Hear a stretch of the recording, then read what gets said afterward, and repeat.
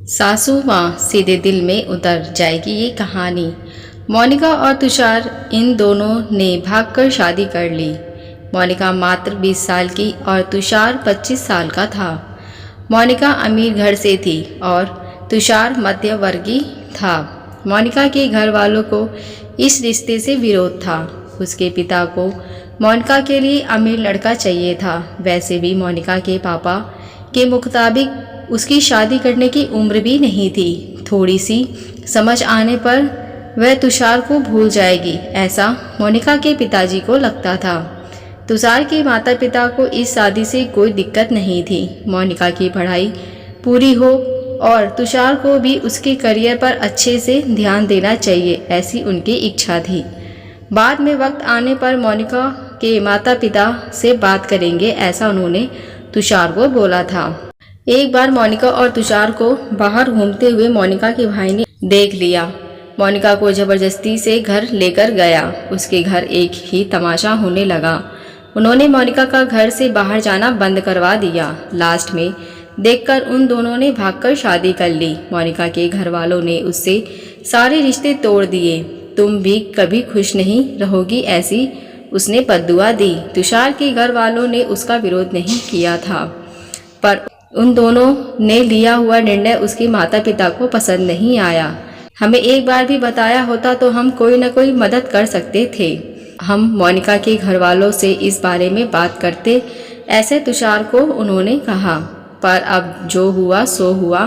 उन्होंने मोनिका को बहू के रूप में स्वीकार किया। मोनिका और तुषार को लेकर वह मोनिका के मायके भी गए, पर मोनिका के पापा अड़े हुए थे। उनको मोनिका का चेहरा देखना भी पसंद नहीं था।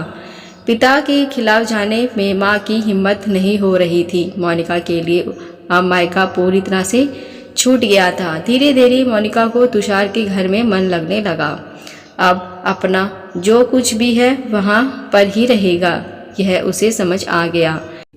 मोनिका बड़े लाड़ प्यार से बड़ी हुई है। इससे कोई भी काम की आदत नहीं थी। हमें ही उसे सब कुछ सिखाना पड़ेगा। इसकी तुषार की माँ को यानी मोनिका की सास को पता था। सब कुछ अच्छा चल रहा था, पर नियति के मन में कुछ अलग ही चल रहा था। उसकी शादी को जैसे तैसे 1 साल हुआ था और एक एक्सीडेंट में तुषार दुनिया छोड़कर चला गया। सभी पर दुखों का पहाड़ टूट गया। ऐसे जवानी में अपने बेटे की मृत्यु होने के कारण तुषार के पापा को जबरदस्त मानसिक धक्का लगा। मोनिका भी पूरी तरह से टूट गई थी। अभी तो उसकी गृहस्थी शुरू ही नहीं हुई थी। मोनिका अपने मायके वालों को यह बात मालूम पड़ी, तब भी मोनिका के मायके वाले कोई भी नहीं आया। तुषार की माँ इन सब में धैर्य से बर्ताव कर रही थी। तुषार के अंतिम संस्कार का कार्य निपटा कर उन्होंने मोनिका को अपने मायके छोड़ने का निर्णय पक्का किया।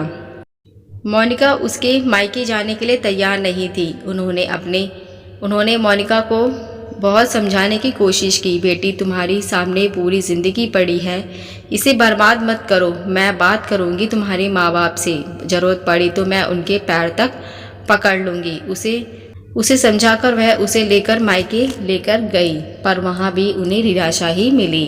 उनके मायके वालों का गुस्सा मोनिका पर से कम नहीं हुआ था।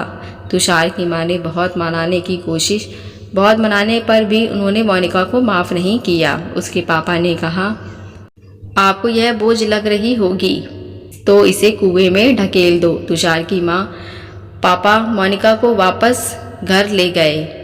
मोनिका के वापस घर आने पर घर के बाकी लोग थोड़े नाराज थे। अब मोनिका को कोई भी खुले मन से स्वीकारने को तैयार नहीं था। कुलक्षणी अपशुगनी पोते को निकल गई मेरे, अब बेटे को भी निकल जाएगी, ऐसा बोलकर तुषार की दादी मतलब मोनिका की दादी सास उसे ताना दे रही थी। उस वक्त तुषार के पापा की तबीयत बहुत खराब हो रही थी। यह सब मोनिका को सहन नहीं हो रहा था। उसने ठान लिया कि वह यहाँ से बहुत दूर जाना चाहिए। रात को सब सो जाने के बाद वह निकलने वाली थी, तभी उसकी सास जो जग रही थी। उन्होंने मोनिका को रोका। कहाँ जा रही है, ऐसा पूछा। माँ, मुझे जाने दीजिए, मैं अपशुगनी हूँ, मेरी वजह से यह सब हुआ है। मैं तुषार की ज़िंदगी में आती नहीं तो हमारी शादी नहीं हुई होती, तो आज वह जिंदा होता। पापा की भी यह अवस्था होती नहीं। मुझे जाने दीजिए, मैं यहाँ नहीं रह सकती। वक्त आने पर आत्महत्या कर लूँगी, पर अब यहाँ नहीं रहूँगी। सच में मेरे यहाँ आने से इस घर की सारी खुशियाँ चली गईं। मुझे कोई अधिकार नहीं है यहाँ रहने का। मोनिका रोते रोते सब बोल रही थी। उसकी सास ने उसे पहले शांत किया। मोनिका, तुम दोनों नहीं मिले होते तो तुम्हारी शादी नहीं हुई होती। उस दिन उस ट्रक ड्राइवर ने नशे में गाड़ी नहीं चलाई होती तो रास्ते पर लोगों ने तुषार को वक्त पर हॉस्पिटल में ले गए होते तो बहुत होता बेटा। और अब वक्त निकल गया इन सब बातों का विचार करने का। तुषार तो मेरा बेटा था। मेरी क्या अवस्था हो रही होगी इन सब एक बार भी विचार किया तुमने? वह चल गया और तुम भी छोड़कर चली जाओगी मुझे। मोनिका, तुम मुझ पर बोझ नहीं थी, इसलिए मैं तुम्हें तुम्हारे मायके छोड़ने नहीं गई थी। तुम्हारे सामने पूरी जिंदगी है। किसी के चले जाने से हम जीना तो नहीं छोड़ सकते। यहाँ से ज़्यादा तुम वहाँ पर खुश रहोगी, क्योंकि यहाँ तुषार की यादें तुम्हें हमेशा दुख देंगी, ऐसा मैंने सोचा था। पर जाने तो जो हुआ सो हुआ। अब तुम्हें तुम्हारी पढ़ाई पूरी करोगी। मैं तुम्हारे साथ हूँ और इनकी चिंता करने के लिए मैं हूँ ना। सिर्फ तुम्हारा साथ चाहिए मुझे बेटा। इस सब में तुषार के जाने से हर कोई परेशान था। हर किसी के बोलने का तरीका अलग हो गया है। तुम्हारा दुख मैं अच्छे से समझ सकती हूँ, पर अब तुम्हें संभलना होगा। लोगों का बोलना नज़रअंदाज करना होगा। तुम्हें मन लगाकर पढ़ाई करनी पड़ेगी। तुम कोई भी गलत फैसला नहीं लोगी, इसका मुझे वचन दो। मैंने अपना जवान बेटा गंवाया है, अब बेटी को खोना नहीं चाहती। सास की बातें सुनकर मोनिका को रोना आ गया। उसने सास को गले लगाया। माँ, मैं कहीं नहीं जाऊंगी आपको छोड़कर। आप जैसा बोलेंगी वैसा ही मैं करूंगी। मोनिका की सास भी मन भर के रो ली। आज पहली बार उसका दुख फूट फूट कर बाहर आया था। मोनिका ने मन लगा के पढ़ाई की। बहू नहीं, वह उस घर की बेटी बनी।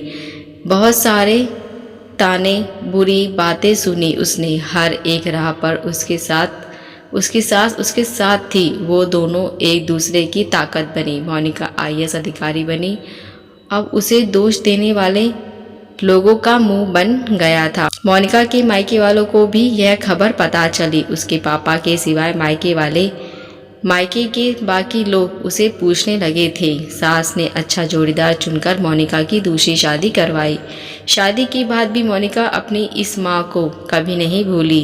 शैक्षणिक अंतिम काल में भी मोनिका रात का दिन करके सेवा में हाजिर होती थी। सास के रूप में मोनिका उसकी ज़िंदगी गैर अर्थ से जीना सीखने वाली माँ उसे मिली थी। पर सच में मोनिका की सास जैसी ऐसी इतनी समझदार औरतें इस समाज में हैं जो एक चौखट से बाहर जाकर सोचती हैं और दूसरों का आधार बनकर उनका जीवन सफल बनाती हैं। आशा करती हूँ ये वीडियो आपको पसंद आया हो। अगर आप हमारे चैनल पर पहली बार आए हैं तो हमारे चैनल को सब्सक्राइब, लाइक, शेयर ज़रूर करें। आप मिलते रही कहानी के साथ। देखने और सुनने के लिए धन्यवाद।